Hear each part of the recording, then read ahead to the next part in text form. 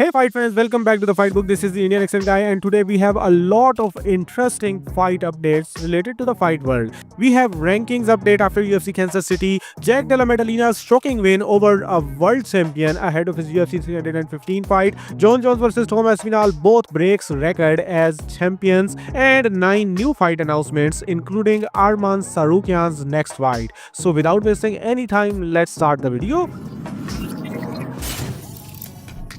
First, we have rankings update after UFC Kansas City, and Ian Machado Gary gets a slight move up in the welterweight rankings following his UFC Kansas City win, gaining 1 spot and landing at number 6, moving past Joaquin Buckley. The man Gary beat, Carlos Prates, stays firm at number 13.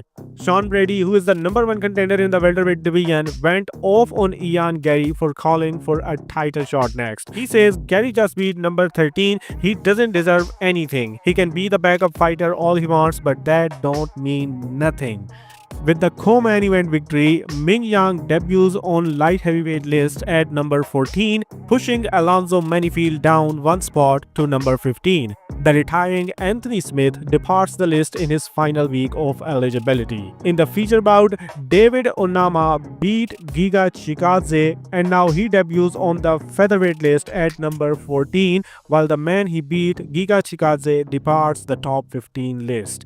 In the middleweight rankings update, Abus Magomedov also debuts in the rankings at number 15 by beating Michel Pereira. The man he beat departs the top 15, and these were the only changes in the official UFC rankings. Now from this weekend's card, Figueiredo versus Corey Sandhagen, we have a latest Instagram post from Figueiredo for which he is getting criticism over his weight and out of shape body. Bo Nickel, who is fighting in the co-main event, also shows he is 222 pounds on the scale only 6 days before his fight against Rainier de Ridder. Also from this card, there was a light heavyweight clash between Junior Tafa versus Tuco Tacos, from which Junior Tafa had pulled out, and now his opponent Tuco Tacos is also injured, so UFC no more needed a replacement opponent for him, and they are planning to reschedule this fight to a later date because both of the fighters have now pulled out of this fight.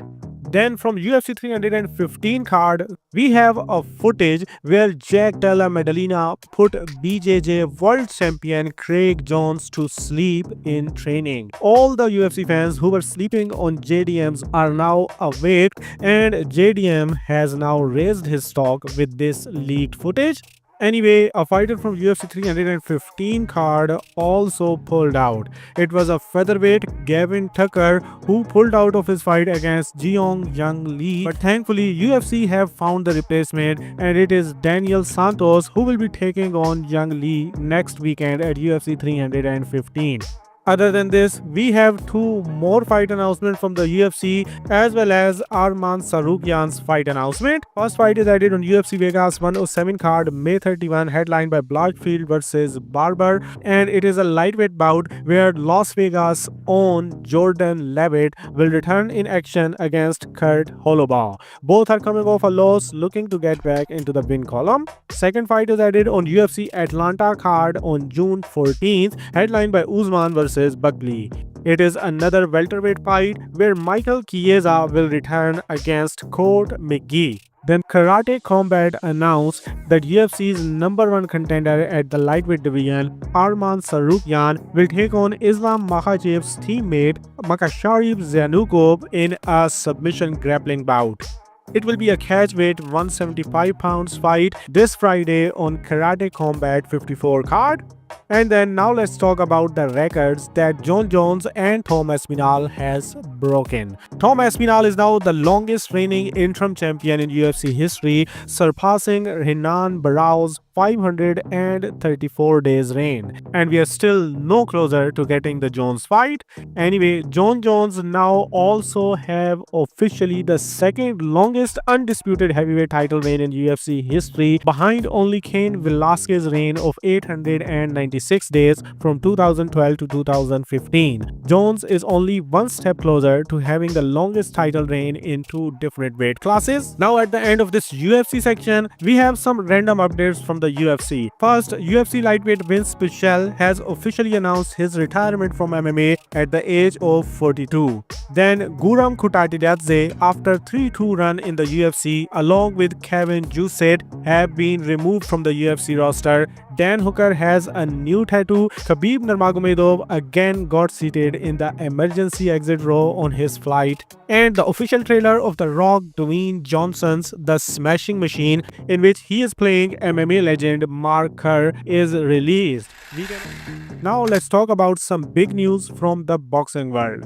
First, we have Conor Ben, who without wasting any time got back to training, and he says he have watched the fight replay and he personally had himself winning by 1 point. Alexander Usyk also believes that Ben should be the winner against Chris Eubank Jr.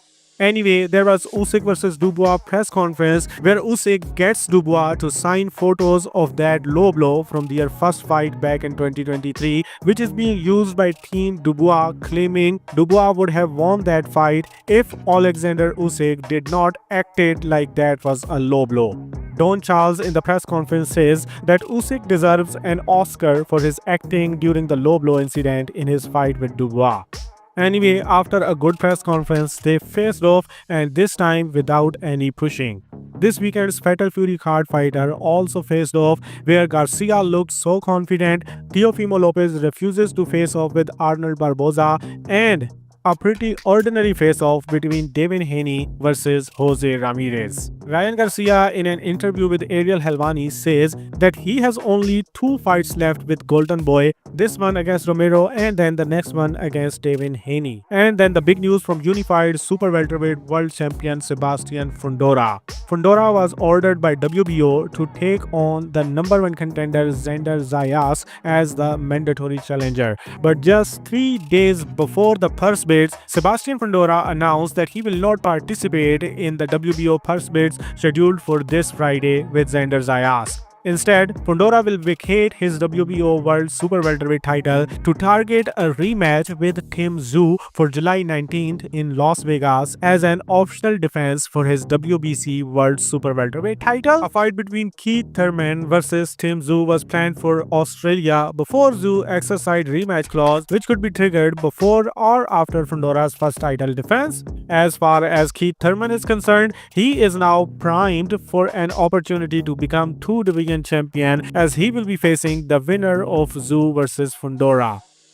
The number 1 contender Xander Zayas will now get the title shot versus the number 2 ranked contender George Garcia Perez. The WBO Super Welterweight title purse bids will remain in place for Friday, and the participants will be Zayas and Garcia Perez. Garcia is the one who upsets 12-1 favorite Charles Cornwell earlier this month in California on Golden Boy's card, and that's all in this video. Now you are completely up to date with the fight world. If you like this video, you know what you're supposed to do. Just share your thoughts in the comment section and then do whatever you want.